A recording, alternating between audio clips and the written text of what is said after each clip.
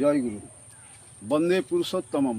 পরম প্রেমময় শ্রী শ্রী ঠাকুরের রাতুল চরণে কোটি কোটি প্রণাম এবং সকলকে আমার ইষ্টানুগ শ্রদ্ধাভক্তি ভালোবাসা। আজকে শ্রী শ্রী ঠাকুর আমাদের জীবনের ঘাত প্রতিঘাত এবং অভাব অভিযোগ, দুর্বলতা এবং দারিদ্রতা আমার দিকে ঘিরে ধরে আমাদেরই কিছু ভুলের কারণে। সেই ভুলগুলো ঠাকুর সুন্দরভাবে শুধরে দিয়েছেন। সেই ভুলগুলি যদি আমরা সংশোধন করে তার পথে চলতে পারি, আমাদের অভাব অভিযোগ দূর হয়ে যায়। যে অভাব অভিযোগ আমাদের থাকে, সেই ভাবির সাথে ভাবনা হলে অভাব কিরে যায়, নানান ধাঁচে ডাইনি অভাব রক্ত চুষে খায়।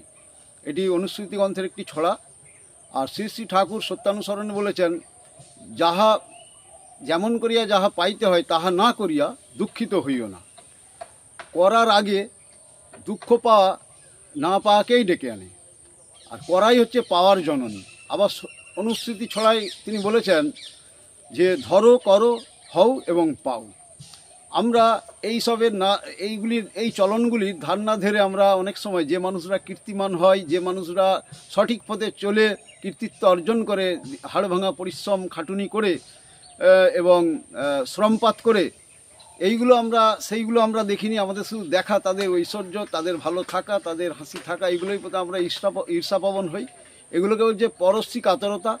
এই পরশ্রী কাতরতা আমাদের একটা আধ্যাত্মিক উন্নয়নের ঘোর অন্তরায় বা আত্মোন্নয়নের ঘোর অন্তরায়। আরেকটা হচ্ছে অষ্টপাস। এই অষ্টপাসের মধ্যে এটাও একটা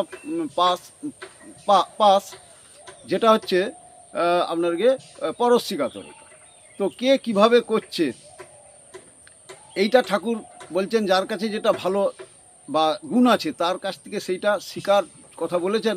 এভাবে সেইভাবে চলার জন্যে তিনি নির্দেশ দিয়েছেন। আর তার এই যে প্রত্যেকটা বাণী, ধরো, করো, হও, পাও, আমার দিকে ধরতে হবে। কীকে ধরতে হবে না, সঠিক চলনটি আমার দিকে ধরতে হবে, ধরে ঠিকভাবে চলতে হবে এবং করতে হবে, তবে আমাদের পাওয়া ঘটবে। তো না করার আগেই দুঃখ করা, না পাওয়াকেই আমাদের ডেকে আনে। না করার আগেই না করে যে পেতে চাই, দুঃখ তার পিছে ধাই।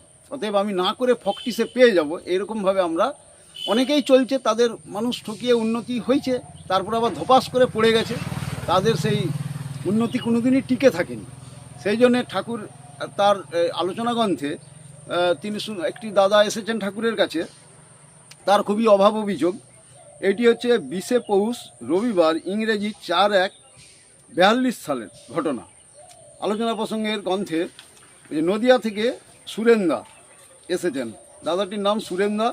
শ্রী শ্রী ঠাকুরের কাছে তার নিজের দুঃখ কষ্ট অভাব অভিযোগ বর্ণনা করে কাতরভাবে জিজ্ঞাসা করলেন, ঠাকুর, আমার অবস্থার কি পরিবর্তন হবে? আমি কি সুখের মুখ দেখতে পাবো? শ্রী ঠাকুর জোরের সঙ্গে, পরিবর্তন করতেই হবে, তোর হাতের মধ্যেই সব। তুই তো পথে আসে গেছিস, পরমপিতার নাম পাইছিস, এইবার যজন যাজন ইষ্টভীতি কর, তাকে ভালোবেসে নিজের দুঃখের কথা ভুলে যা। যজন যাজন ইষ্টভীতি যে আন্তরিকতার সঙ্গে করে, মানুষের আপদে বিপদে দুঃখ কষ্টে যে সাধ্যমতো করে, বাধাবিঘ্নে যে ডরায় না, সে খানিকটা পরিশ্রমী, স্বাস্থ্য মোটামুটি চলনসই, সে অভাবপীড়িত হয়ে হাহাকার করে বেড়াবে, এ হতেই পারে না। কিছুদিন এই চলনে চললে তার অবস্থা ফিরতে বাধ্য। আমি কাগজে কলমে লিখে দিতে পারি।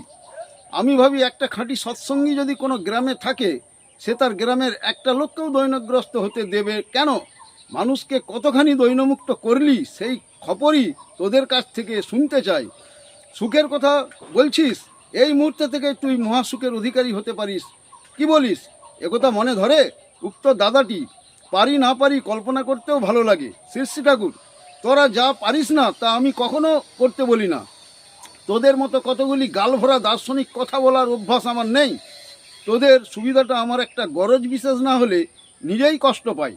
সেই দায়ে আমার প্রাণ চুঁয়ে কথাগুলি বেরোইছে। যা কইছি এর চাইতে সহজ সরল পথ আর হয় না। এতে একসঙ্গে ধর্ম অর্থ কাম মোক্ষ। এরপরে যদি কেউ না পারার কথা কয়, আমার ভারী কষ্ট লাগে। শ্রী ঠাকুরের চোখ মুখ আন্তরিকতায় ছলছল করে উঠল, কণ্ঠে মমতাদীপ্ত আকুল আবেদন। উক্ত দাদাটি জোরের সঙ্গে স্পষ্ট করে বলল, আপনার দোয়ায় আপনার দোহাই পারবো। শ্রী শ্রী ঠাকুর হাসতে হাসতে বললেন, একটা বলদ থাকে, ইচ্ছে করলে খুব দ্রুত বেগে লাঙল টানতে পারে, কিন্তু তার টানে না, তেদলা চলে। কিষান তখন লেজে এমন মারে যে বলদ চেতে ওঠে, এমন লেজে এমন মোড়া মারে যে বলদ চেতে ওঠে। তোদের অনেকের বেলায় সেই রকম দেখি, তোরা পারিস সবই, ইচ্ছে করে চেতিস না। তাহলে এটা হচ্ছে আলোচনা প্রসঙ্গ 3য় খণ্ড থেকে ঠাকুর এরকম একটি অভাব অভিযোগের ঘটনায় তাকে নির্দেশ দেন। ঠাকুর ঢালুয়া সব জায়গায় বলে দিয়েছে, আমরা না পাওয়ার আশা করে কর্মের দিকে আমরা কিন্তু দিইনি, মানে করার ধান্দাটা আমাদের বাদ দিয়ে আমরা পাওয়ার ধান্দাটা বেশি করে করি, সেই জন্য কিন্তু আমাদের পাওয়াটা ঘটে ওঠেনি। তাই আমরা যদি এই নামধ্যান পরায়ণ হয়ে, যজনশীল হয়ে এই করার দিকে যদি জোর দিই, তাতে আমাদের কিন্তু অবস্থা ফিরতে পারতো। এই সুন্দর সহজ সরলভাবে যে ঠাকুর টুকগুলি দিয়েছেন, এই টুকগুলি আমাদের সকলের অনুসরণযোগ্য। এবং আপনারা এই ভিডিও আমার গুরু ভাই যারা দেখছেন, এবং সবাই গুরু মানে সবাই গুরু ভাই, মানে সৎসঙ্গী যারা দেখছেন, আবার মানে যারা গুরু মানে সতীর্থ নয়, তারাও কিন্তু আমাদের মানে সৎসঙ্গী বললে সৎসঙ্গী। তো এই ভিডিও সকলের মধ্যে শেয়ার করুন, তারা অন্তরে অন্তরে ভাবুক যে একটা কাউকে ভালোবেসে আমরা আমাদের এই অলসতা, কৈশূন্য, পরশ্রী কাতরতা যে অক্টোপাসগুলো আছে, সেইগুলো আমরা যেন জলাঞ্জলি দিয়ে দিই, এবং এই প্রভুর নির্দেশিত পথেই আমরা যেন চেষ্টা করি। ধরো করো হও পাও, এই ধরে আমাদের চলে করতে করতে তবে সার্থকতা লাভ করবে আমাদের, তবে আমাদের পাওয়াটাও কিন্তু ঘটবে। কিন্তু আমরা সে পথে যাবার চেষ্টা না করে আমরা কিন্তু খামোখা আমাদের কম্বল ভারী করি, আমাদের দুর্ভোগকে ডেকে আনি। তাই সকলের মঙ্গল সুদীর্ঘ জীবন এবং মঙ্গল কামনা করে ভিডিও এখানেই রাখছি। জয় গুরু। সকলেই এটা শেয়ার করবেন, শেয়ার করে মানুষের মধ্যে এই ঠাকুরের অনুচলন অনুশাসনটাকে শুনিয়ে তাদের মনের মধ্যেও একটা পড়ার ভাব, অলসতার ভাব কাটিয়ে দেওয়ার চেষ্টা করবেন। জয় গুরু। বন্দে পুরুষোত্তম।